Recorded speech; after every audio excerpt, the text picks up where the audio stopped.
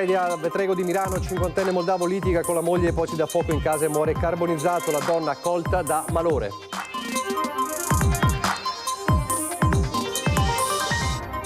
Difficoltà economiche dietro al litigio, la vittima ha tentato di incendiare l'intera palazzina, il sindaco sul posto, tragedia nella tragedia, il comune pronto ad aiutare. Ondata di maltempo di ieri, il secondo round di oggi da Verona alla Marca Trevigiana fino a Bivione, il Veneto conta i danni, a Salizzò raffiche di vento a 116 km all'ora e sui Colle Euganei minacciati da un inizio di tornado. Una bomber, il Tribunale di Trieste archivia il caso, il legale di Elvo Zornitta, Maurizio Panis dice risultato atteso, si chiude un'epoca. 200 posti a rischio l'Electrolux di Susegana dopo l'annuncio della multinazionale svedese del taglio del 40% della forza lavoro, piano inaccettabile per il ministro Urso, tavolo al Mimit il 25 maggio. Antivirus negativo al test, il medico sudafricano in isolamento in un albergo a Padova, il presidente Stefani, abbiamo seguito un percorso di precauzione, nessun allarmismo. Nuovo episodio di violenza alla Caritas di Treviso, operatore ferito con un taglierino da un ex ospite, il direttore sospende i servizi fino a lunedì, va fatta una riflessione, dice, sulla sicurezza. 16 anni, già una lunga serie di denunce a suo carico, anche l'aggressione a un ambulante bengalese invalido per rubargli dei fiori a Padova, ad Aspo Willy per una sedicenne. Inaugurazione a Venezia degli Space Meeting Veneto, l'appuntamento dedicato alla Space Economy, considerato un settore strategico destinato a triplicare di valore in pochi anni. Telespettatori di Antena 3, buonasera e ben ritrovati, il telegiornale del Veneto, dunque questi i titoli. Parleremo fra gli altri argomenti anche di antivirus con la notizia del medico sudafricano in isolamento che è negativo. Tutto il mondo però si continua a guardare con precauzione quello che sta accadendo in merito a questo virus di cui ancora non si sa tutto, si sa ancora poco. E allora il tema del sondaggio di questa sera è il seguente. Vi chiediamo, antivirus, secondo voi c'è da avere paura, c'è da avere timore? Sì, 0422 162 6691 oppure no, 0422 162 6690 è il tema del sondaggio, quindi cominciate con le vostre telefonate, come sempre. Le chiamate sono gratuite, potete continuare anche dopo il telegiornale e durante anche la prima parte di Ring con Ferdinando Avarino. Poi vedremo quale sarà l'esito di questo sondaggio. E dunque andiamo a Milano, a Vetrego di Milano, la tragedia di questa mattina, la tragedia della disperazione, un uomo che dopo un litigio con la moglie si dà fuoco in casa. Ho iniziato a vedere fumo, sono arrivati i carabinieri e dopo un po' c'è stata la deflagrazione. Quindi lei ha sentito lo scoppio? Sì, era tutta chiusa questa parete, il fumo che veniva fuori, diciamo, dalle persiane e poi anche di là, insomma. Erano da poco passate le 9 quando Jura Ambroci, cinquantenne di origine moldava, residente a Vetrego di Milano, si è dato fuoco in casa. Un'esplosione che ha sconvolto i vicini che raccontano di aver sentito uno scoppio fortissimo. Secondo una prima ricostruzione, l'uomo, dopo una lite con la moglie quarantenne, anche lei originaria dell'Est Europa, avrebbe atteso che lei e i figli uscissero di casa per poi cospargere di benzina vari punti dell'abitazione e aprire il gas. Stava aspettando che la donna rientrasse dopo aver portato la figlia a scuola, chiamandola ripetutamente, mettendole fretta, un comportamento che l'ha spaventata inducendola ad avvisare i carabinieri. Una volta arrivata a casa, infatti, il fortissimo odore di benzina lungo le scale l'ha portata a rifugiarsi da una vicina e quando i militari del nucleo investigativo sono arrivati, Ambroci, che probabilmente li aveva visti dalla finestra, sentendosi ormai senza scampo, si è dato fuoco. Sul posto sono intervenuti i vigili del fuoco con 7 squadre provenienti da Mira e Mestre, poi integrate dai volontari di Milano. I sanitari del SUEM 118 hanno fatto il possibile per salvare il cinquantenne, ma le ustioni riportate erano troppo gravi e non c'è stato nulla da fare. Una tragedia dai contorni ancora poco chiari che avrebbe potuto coinvolgere anche altri condomini rimasti invece illesi. Sono stati allontanati dalle proprie abitazioni per permettere di effettuare le verifiche strutturali della palazzina a 2 piani e la messa in sicurezza dell'immobile, oltre allo smaltimento dei fumi dell'incendio. Il cinquantenne potrebbe anche aver avuto alcuni problemi legati alla ludopatia.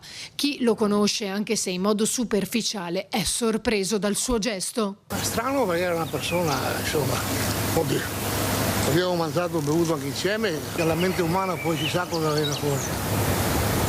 Ma mi dispiace, siamo dolorati. Tra i primi ad arrivare sul posto ovviamente il sindaco che dice siamo a disposizione della famiglia. Siamo assolutamente a disposizione della famiglia perché la famiglia in questo momento si trova senza casa, non c'è solo la tragedia ma c'è tragedia su tragedia, insomma. Per le prossime notti hanno degli amici, dei parenti che li ospiteranno, però poi dovremo pensare a una soluzione per loro. Sono molto provati. Addolorato per la vicenda, il sindaco Baggio insieme all'amministrazione comunale si mette a disposizione della famiglia che, oltre a dover far fronte a questa tragedia, ora si ritrova anche senza casa.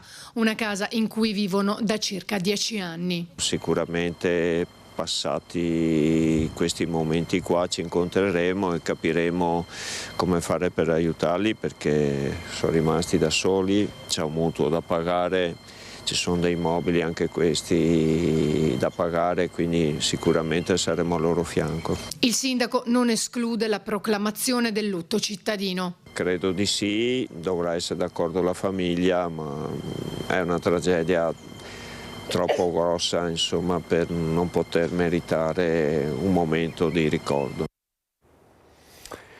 Dalla tragedia di Mirano alla pagina del maltempo, non bastava il disastro di ieri che avevamo raccontato, questa mattina c'è stato anche un secondo round soprattutto nella Marca trevigiana, ma intanto andiamo a vedere il Veneto orientale nella zona di Bibione con i danni.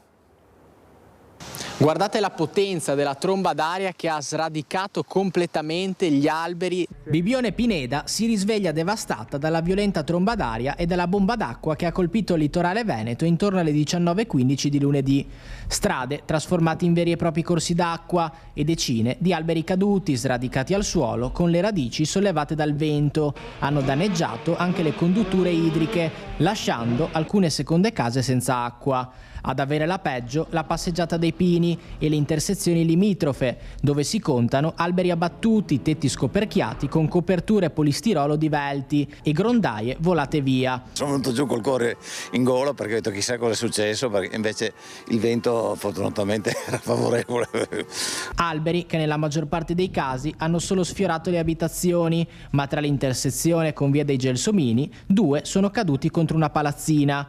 Posti auto completamente distrutti e recinzioni sradicate dal suolo. Ad avere la peggio anche l'hotel Hiki, dove un vortice di vento è entrato all'interno della struttura, distruggendo la veranda, trascinando via tavolini e sedie, rompendo alcuni vetri per poi uscire da una porta sul retro. Danni anche in via delle Primule e nelle aree vicine, con auto distrutte dalla caduta di alberi e decine di piante sradicate, 2 delle quali sono finite sopra la piscina di un residence. Dovremmo spostarci in un'altra casa per vivere le nostre vacanze, quindi speriamo di avere fortuna per il resto delle nostre vacanze. Case sfiorate dagli alberi e vigili del fuoco insieme ad alcune ditte specializzate al lavoro senza sosta per ripristinare le aree il prima possibile in vista della stagione estiva. Noi siamo di Milano, abbiamo una casa, mi ero proposto di venire una volta a vedere Bibione d'inverno, onestamente avrei sperato di vederlo in un'altra occasione. Sono caduti 2 tronchi, 2 pini, 2 su 3, dall'interno del giardino verso l'esterno, hanno sfiorato per forse una spanna il tetto. Infatti il tetto è perfetto, grazie a Dio, però il resto c'è la strada chiusa, vediamo. Una serata davvero terribile che rimarrà a lungo impressa, ma che fortunatamente non ha registrato feriti. Lo dicevamo, nella Marca non bastava quanto accaduto ieri che avevamo raccontato nei telegiornali, oggi il secondo round.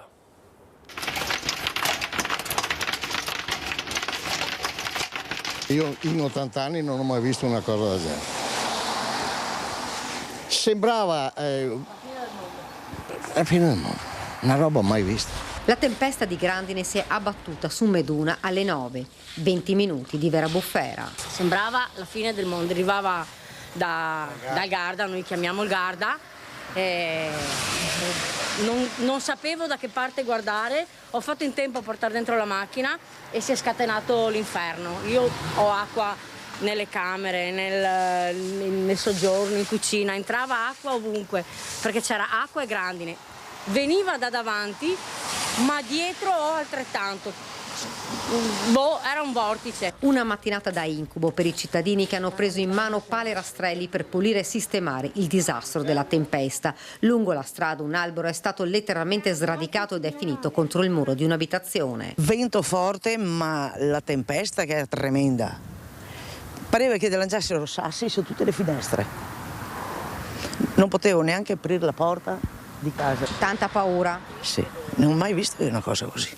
Mai. Colpita anche la zona industriale, molte ditte si sono ritrovate l'acqua dentro. Il sindaco di Meduna è andato a fare un sopralluogo. Io ho ricevuto un sacco di telefonate di stabilimenti perché la forte pioggia copiosa e la grandine hanno praticamente bloccato le grondaie, i tetti, e l'acqua sia da di sopra sia che da sotto è riempita e hanno avuto diversi danni purtroppo. Un altro albero è caduto ed ha bloccato la statale. Sono dovuti intervenire i vigili del fuoco per ripristinare la circolazione. Il sindaco di Meduna, assieme ad altri colleghi dei comuni colpiti dal maltempo, chiederanno la calamità naturale. L'appello del sindaco. Segnalate i danni che avete avuto nelle abitazioni, nelle aziende, nell'agricoltura. Colpita gran parte della sinistra Piave, Vidor, Valdobbiadene, Susegana, Volpago e Conegliano, fino all'Opitergino Mottense. Le scorse ore invece grandine e vento avevano devastato la Castellana, oltre alle zone di Trevignano, Villorba, Preganziol e San Biagio di Callalta.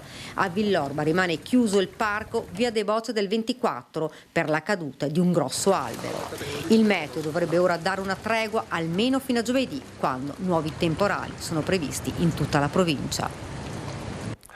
La grandine e poi il vento che è arrivato anche a 116 km all'ora nel Veronese, cioè la zona più colpita delle ultime ore.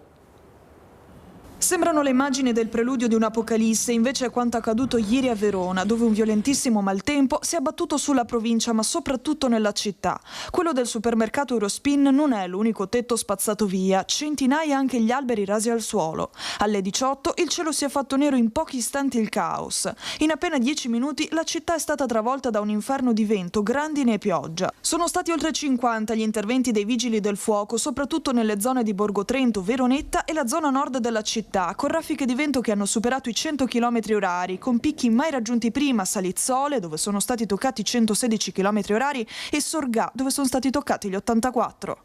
In città, nei vari quartieri, questo soprattutto in quartiere di Borgo Roma ha avuto i danni maggiori, ma un po' tutta la città è stata colpita da questa combinazione di pioggia e vento. Ci sono state anche situazioni pesanti, nel senso di tetti scoperchiati, danni ingenti, non solo alberi caduti sulle varie vetture, che ovviamente ci fanno correre perché non sappiamo mai se all'interno delle vetture ci sono occupanti o meno, quindi sono situazioni che vanno attenzionate. Centinaia gli alberi crollati, molti finiti sopra auto parcheggiate, momenti di terrore anche nella pizzeria Grotta Azzurra 2, dove le tegole del tetto sono volate in strada, fortunatamente senza causare feriti, e nel vicino centro commerciale Adigeo la forza del vento ha divelto le porte scorrevoli, seminando il panico tra i clienti presenti. Il vento è stato molto forte, si è trattato di fatto di una trombadale, un uragano, ha colpito la nostra zona, il nostro centro, ma non ci sono stati danni a persone, ovviamente la priorità, e danni limitati a cose. Le porte d'ingresso pedonale sono state scardinate, ma sono state prontamente ripristinate dai nostri tecnici già ieri sera, quindi nessun problema per la fruizione del centro. Dalle 18 di ieri la città è sprofondata nel finimondo, grandine, pioggia torrenziale, temperature precipitate da 23 gradi a 12 in pochi minuti. Strade chiuse, traffico in tilt, parchi cittadini serrati per il rischio di nuovi crolli, e mentre si contano ancora i danni, Verona prova a rialzarsi dopo una serata da incubo. Ed è un fenomeno che ha rischiato di colpire anche i Colli Euganei, dove però si è fermato. È un fenomeno meteorologico potenzialmente pericoloso che ha un nome ben preciso, è in questo caso soltanto spettacolare e immortalato nei video. È durato pochi secondi, ma l'effetto è stato spettacolare, un po' preoccupante, anche se per fortuna non ha provocato danni. Le immagini sono di Luca Tecchiato, meteorologo amatoriale, e si riferiscono al fenomeno che si è verificato nella zona nord dei Colli Euganei, Tabastia, Rovolone e Saccolongo. Parliamo del cosiddetto funnel, o nube a imbuto, che si forma quando un vortice di vento inizia a ruotare su se stesso, creando una colonna d'aria che può arrivare a dimensioni e intensità anche elevate. Le funnel cloud spesso precedono i tornado, ma non tutte si sviluppano completamente. Il funnel di oggi è durato per circa 5 minuti ed è stato visto da parecchi chilometri di distanza, anche nel Vicentino.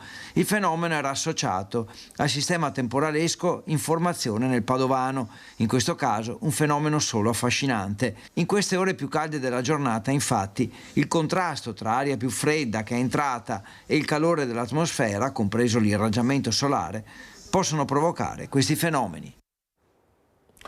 Chiudiamo la pagina del maltempo, c'è un'altra notizia importante di oggi che riguarda il caso Una Bomber, sul quale cala definitivamente il sipario.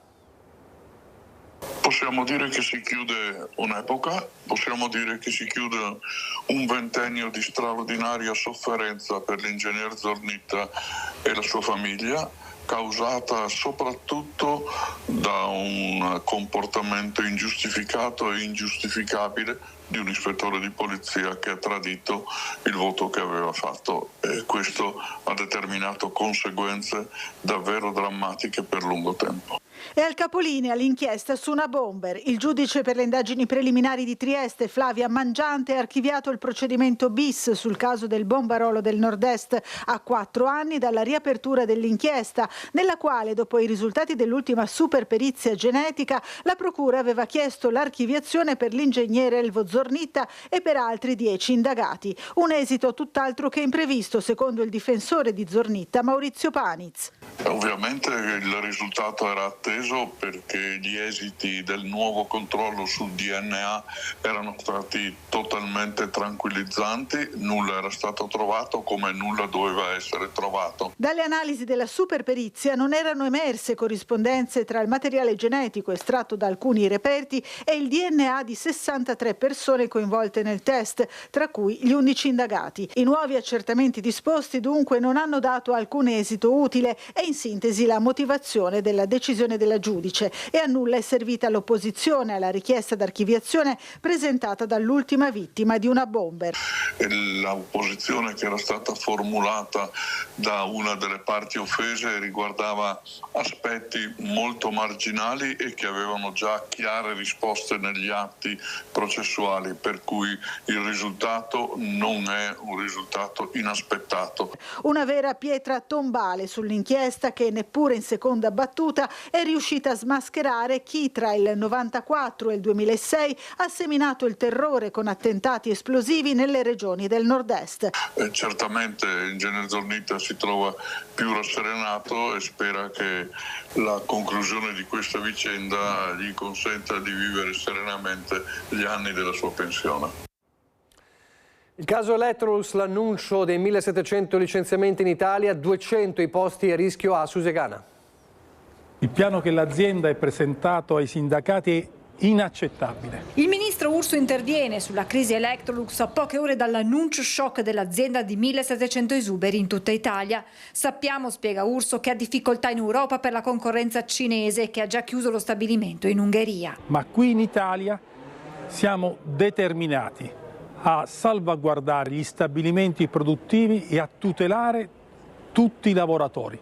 Per questo ho convocato il tavolo il 25 maggio con regioni, sindacati, azienda. Il governo dunque è pronto a fare la propria parte per bloccare il piano di 1700 esuberi su 4.500 dipendenti e la chiusura dello stabilimento di Cerreto d'Esi in provincia di Ancona. Per quanto riguarda l'impatto sulla nostra azienda, hanno subito messo nero su bianco che tutte le linee che attualmente sono a turno dall'8x2 andranno aggiornate, quindi numericamente su una stima nostra fatta intorno alle 200 unità che saranno in esubero. 200 persone sono tante, perché siamo 1200 forse, anche un po' meno, e quindi è una situazione che non si può permettere. Al momento numeri certi non ce ne sono, ma le stime dei sindacati parlano di 200 esuberi a Susegana, dove, come nel resto d'Italia, i lavoratori si sono astenuti dal lavoro nelle prime 8 ore di sciopero. Già dall'alba di oggi i lavoratori insieme all'RSU si sono presentati ai tornelli per bloccare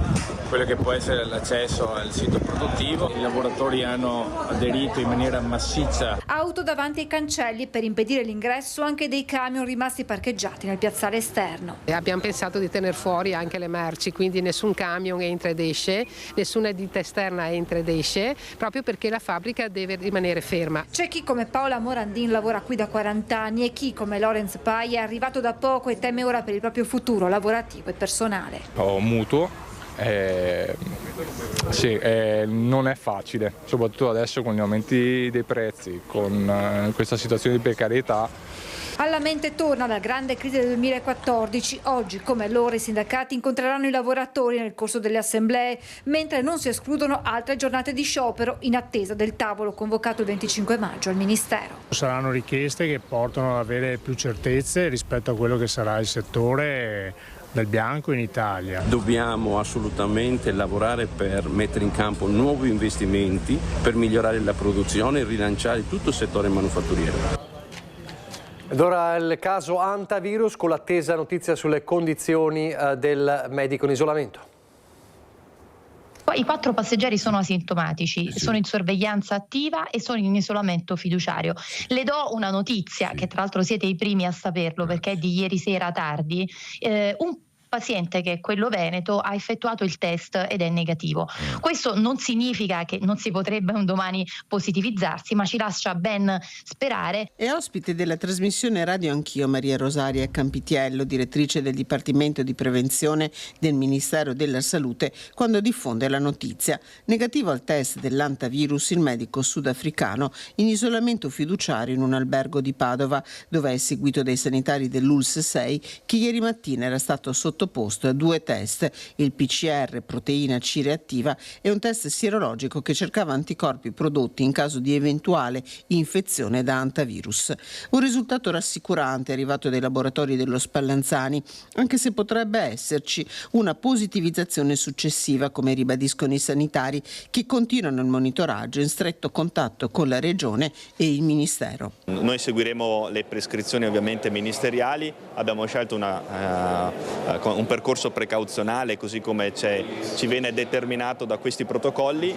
Non dobbiamo fare allarmismo, il soggetto non ha sintomi, non ha l'antavirus e quindi seguiremo ovviamente nelle prossime ore l'evoluzione della vicenda, ma dobbiamo ribadire che non c'è nessun caso di antavirus in Veneto e soprattutto dobbiamo ribadire che il soggetto è in isolamento fiduciario. Intanto ieri sera il Ministero della Salute ha diffuso una circolare in cui si ricordano le misure di prevenzione esistenti e si prevede una quarantena fiduciaria di 6 settimane per i contatti ad alto rischio e l'automonitoraggio passivo per quelli a basso rischio.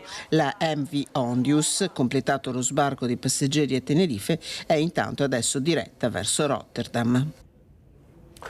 Ancora 2 notizie di cronaca. Un operatore della Caritas di Treviso ferito con un taglierino da un ex ospite, è accaduto nella serata di ieri quando un 28enne del Camerun, che si era già stato allontanato a causa dei suoi comportamenti violenti, si è ripresentato in mensa a una violenta discussione con un volontario, un moldavo 35enne, che è stato colpito con il taglierino al volto dal cittadino africano, che poi si è dato alla fuga. 10 giorni di prognosi per lui. Dopo questa aggressione, che non è la prima, la decisione di Don Bruno Baratto, direttore della Caritas: saranno sospesi i servizi di centro ascolto, mensa, docce, lavanderie e servizi igienici fino a lunedì 18 maggio compreso. Questo tempo sarà prezioso, dice Donna Baratto, per riflettere su come garantire maggiore sicurezza a operatori e volontari. Un'altra notizia di cronaca invece da Padova, con una 16enne di origini marocchine che ha ricevuto il Daspo Willy da parte della questura. Una lunga serie di denunce a suo carico per furti, lesioni personali, minacce e altri episodi di bullismo compiuti nella zona della stazione di Padova. Addirittura era arrivata a picchiare con calci e pugni un venditore ambulante bengalese invalido per rubargli dei fiori. A Venezia adesso per parlare della 4ª edizione degli Space Meetings. Charles Moss Duke Jr. è uno dei 12 uomini che hanno camminato sul suolo lunare. Il 10° per l'esattezza era il 21 aprile 1972. A 91 anni Duke è ospite d'onore dello Space Meetings Veneto, l'evento internazionale che riunisce a Venezia i principali operatori dell'economia dello spazio. Della dozzina di astronauti che passeggiarono sulla Luna durante le 6 missioni che la NASA svolse tra il 1969 e il 1972, Duke è uno dei 4 ancora in vita.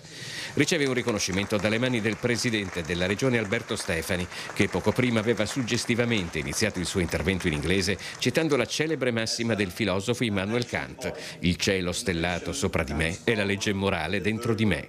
Dalla poesia poi si passa inevitabilmente alla prosa, anzi alla matematica di un comparto in piena espansione. La space economy conta circa 630 miliardi di euro oggi, quindi un mercato già esistente. Noi esportiamo 8 miliardi di euro, abbiamo la possibilità di andarci a prendere una fetta molto maggiore, soprattutto in un contesto in cui la crescita di questi 630 miliardi va a triplicarsi nel giro di pochissimi anni. Alla quarta edizione di Venice Space Meetings gli spazi sono tutti esauriti, oltre 250 tra fornitori ed espositori del settore aerospazio provenienti da 26 paesi, 150 buyer internazionali e oltre 3.500 partecipanti.